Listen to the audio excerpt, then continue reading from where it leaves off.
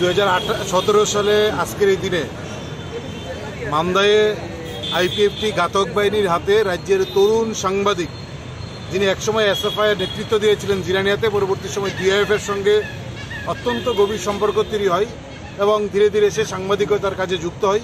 প্রতিভাবান সাংবাদিক, উদীয়মান সাংবাদিক হিসেবে আমরা তাকে শেষ দিকে দেখেছি।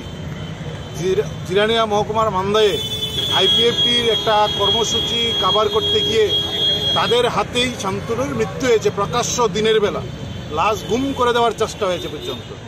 এই শান্তনুর মৃত্যুর পর, তাকে খুন করার পর তৎসময়ের বামফ্রন্ট সরকার তাদের অপরাধীর কয়েকজনকে গ্রেপ্তারও করেছিলেন। আমরা দেখেছি সরকার পরিবর্তনের পর এই যারা গ্রেপ্তার হয়েছিলেন তাদেরকে ছেড়ে দেওয়া হয়েছে। 2017 সাল থেকে 2024 সাল 7 বছর অতিক্রান্ত 8ম শহীদান দিবস আমরা মিলিত হচ্ছি।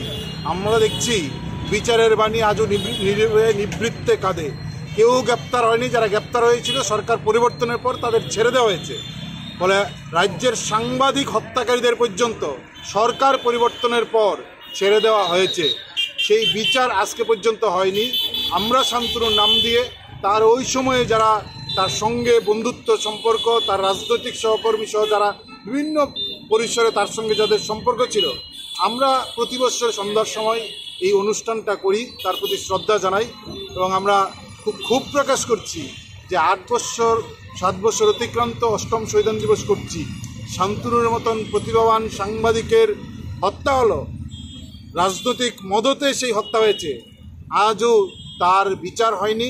আমরা তার শহীদান দিবসে দাঁড়িয়ে আবার দাবি করছি যে শান্তনুর মতন সাংবাদিকের হত্যার বিচার যে হয়নি। অনেকেই সেই সময় চেয়েছিলেন সিবিআই, রাষ্ট্রপতি, হেন তেন, সব আজকে দেখা গেল বুড়ার ডিম।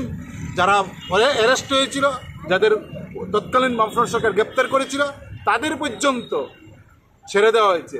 আমরা তার খুব যেমন প্রকাশ করছি, শান্তনুর প্রতি শ্রদ্ধা জানাচ্ছি, তার বিচারের দাবিতে আমাদের এই লড়াই চলছে। আমরা আজকে আবার মনে করি এই সরকার উন্নত ভূমিকা নিলে তার বিচার হতে পারে, কিন্তু রাজনৈতিক কারণে বর্তমান সরকার এই ভূমিকা পালন করছে না। তার নিন্দা আমরা জানাচ্ছি। শান্তনু অমর।